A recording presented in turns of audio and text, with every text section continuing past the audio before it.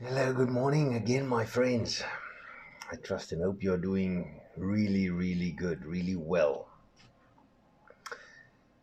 I think God needed me to have a bit of a refresher this morning with what's been on my mind, and it's actually been something that I've been thinking of a lot, and it's still an ongoing process that I'm dealing with myself often as well, and it's it's how easily people take offense.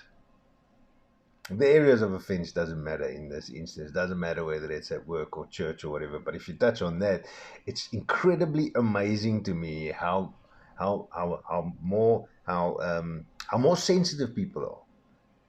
How much easier people take offense in a church than outside of the church. It's the weirdest thing. Yet the church is supposed to be a hospital. So you're going to find the sick people there who are going to make mistakes. The people that are at the church are people looking to grow and get better and heal and all these things. Yet you are harder on those people working on it than the people outside in the world that aren't working on it, who reckon they're perfect and good and fine and don't need the Lord. It's the funniest thing. Anyway, that's not what I'm talking about today. I'm talking about how easy people take offense, how easily people's toes get in the way. I gotta say it like it because we step on some toes, and I'm probably gonna step on some toes this morning.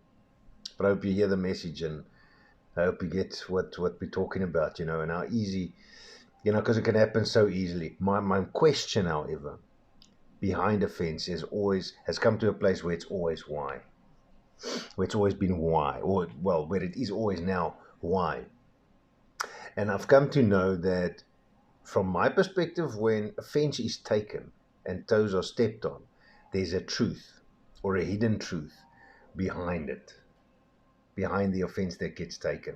We say a person has a guilty conscience, or we say what I write down. The other one was nice. Oh, if the shoe fits, wear it. In a place of, it's not my problem that you're taking offense. It's actually absolutely right. The person who said the thing, if the person meant offense, cool. But so often, most of the time, I actually want to say, I'm pretty sure people don't make offense. And I can speak from my own personal side of things because I don't say things to, on purpose, offend people. But I say it in such a manner that most of the time they will take offense because it's direct and it's what you need to hear. People want sugar coated, soft stuff that really isn't good for them and it doesn't help you deal with the stuff that you need to deal with. Because if people are going to have to tiptoe around you all your life, man, it's a sad life. I got to admit, I can't think how it's a nice life then. Anyway, one of the main things that I realized behind all this is that offense that gets taken, one of the main things there is there's a wound. There's hurt there in your heart that hasn't been dealt with, that wasn't dealt with in the proper way. So that wound never healed. That wound never came right. So it remains a sore point, a place that can't be touched because it stays raw.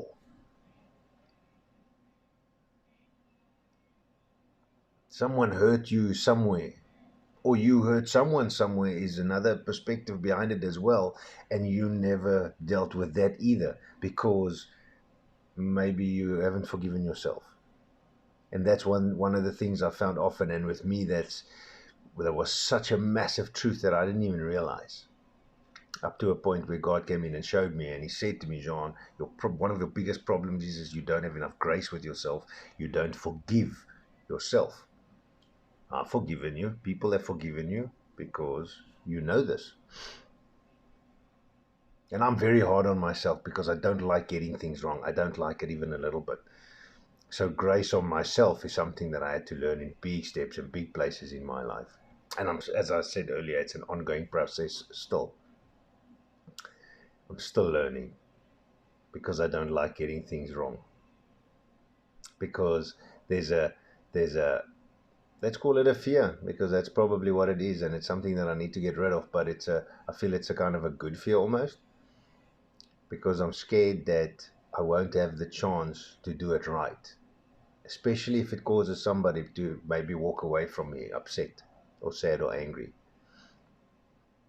there's always this thing in my mind that goes, what if I don't have a chance to see this person again, and that person is going to leave this world upset with me, or I'm going to leave this world and this person is going to have walked away upset with me, and they're never going to have a chance to make it right.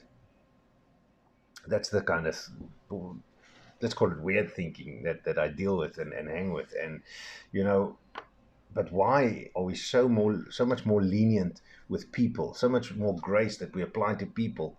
When we get to a certain place in our life, we apply this grace to people, yet on ourselves we struggle so much. If you can learn to forgive yourself, if you can learn to give yourself grace, you'll end up hurting a heck of a lot less. By my mannerman.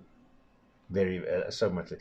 And, so miscommunications or misperceptions, misinterpretations, misunderstandings, all these things come from that space, because whatever is said, because that wound is still raw, it's like trying to grab a cornered cat. Any movement you make is going to make it attack you or defend itself. The claws are already out, it's already angry and standing there, so anything that moves, it's not being trusted. So it'll clap you, it'll gooi for any move you make. And that's what a raw wound is. You know what it is. Don't come anywhere near it. And what happens when you have a wound in a place that, even in an awkward place, but most of the time when it's wounds in an often place and place we use, what happens? We keep on bumping the bloody the bloody thing. We keep on scraping it. It happens. So when there's a wound, it'll go. And with the enemy knowing you better than you know yourself, he takes advantage of these things, because he wants you to believe that everything is not good with God. He wants you to believe that God cannot heal that. And that's the lies that he comes and deals with, And the only place that I have found personally to deal with all of these things safely, is with the Lord. That's the only place I can get to deal with it properly. But properly. Nie net plak 'n pleister op and nothing else. But he deal with it. God restores it. He heals it. He makes sure that he actually removes it completely at some point. Depending on how much you work with him. He takes it away completely. In some cases, like it was never there. Makes it like new. Oh man. Such an amazing God, isn't he? And just some scripture that I found this morning, I thought that maybe it's something you can hang with yourself. Isaiah 43 is a favorite one. You hear it often, people say it often. Well, I know I say it often as well. And it's Isaiah 43 and verse 18 and 19 as well. Verse 18 says, "Do not remember the former things, nor consider the things of old." God is telling you not to forget it. He's telling you not to remember it. Because how can you remember something that was never there? In verse 19 says, "Behold, I will do a new thing. Now it shall spring forth. Shall you not know it? I will even make a road in the wilderness and rivers in the desert." Have you ever seen a river in the desert? A road in the wilderness. He will do a new thing. Oh, I want to like get like this, but I'm in so deep right now. Isaiah 65, "For behold, I created the new heavens and the new earth, and the former things, and the former shall not be remembered or come to mind." How's that? That's how God can change your life also. That's what God can do for you. He can change, make it new. That's what God like. He doesn't make it like new. He makes it new. Splinter nuwe ding, still sealed in the plastic. The plastic still needs to come off. And then you can unbox it. Spanky new. Ezekiel 36 and verse 26. "I will give you a new heart and put a new spirit within you. I will take the heart of stone out of your flesh and give you a heart of flesh. I will put my spirit within you and cause you to walk in my statutes, and you will keep my judgments and do them." God will take it out, my friend, and put in new. Here's the words I was looking for. He'll take out and put in new. Oh, sure. So what's the point of my blabbering this morning? If you take offense to something, you're looking at it from a hurt place. And that should be a trigger point, actually. And I hope it becomes one to realize that there's something there. There's something in your life, something in your heart that you haven't dealt with. I hope it becomes trigger points for you to deal with, start dealing with those things. Because there's a perspective you're not seeing. You're looking with your human eyes, and you're not looking at God and then finding his perspective in the matter, or the truth and the real thing that's being said, the real thing that's being shown, the real thing that you need to see in you. You're missing it because of that watching from the hurting eyes. I have such a tendency in my life lately, and it's still there, part of this process that I'm with. As soon as that happens, and it happens, I feel I want to say too much because I'm so hard on myself. But I have a tendency to turn it inwards and go and ask God, Lord, what was I missing over here? Lord, what am I missing? What am I not seeing? What am I not understanding? Because I take offense over here. So, or what is the Lord that still needs to heal here within me that I'm taking offense over here, or getting angry or upset or sad because of the behavior of this person? What's in my heart that's making me feel angry, sad, upset with this matter at hand? And God can only come and do that for you, my friend, if you let him in, if you allow him into that places and you ask him to deal with it. It hurts. I've got to be honest with you, it hurts. But nothing is better than what comes out at the other end.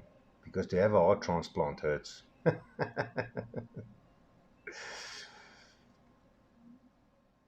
Many of you that have had surgeries in your life, or even broken bones and stuff like that, when that bone heals, what is it? Do you still feel the pain? No, like it was never there. That's what God does, and that's what God can do if you allow him. And I hope you get into a place where you step to him and you say, Lord, come and do this. Why? Because I want everybody to be okay. Because if you don't heal from the stuff that cut you, you're going to bleed on the people that didn't hurt you. And God doesn't only just heal and restore the wound, he makes it as though it was never there.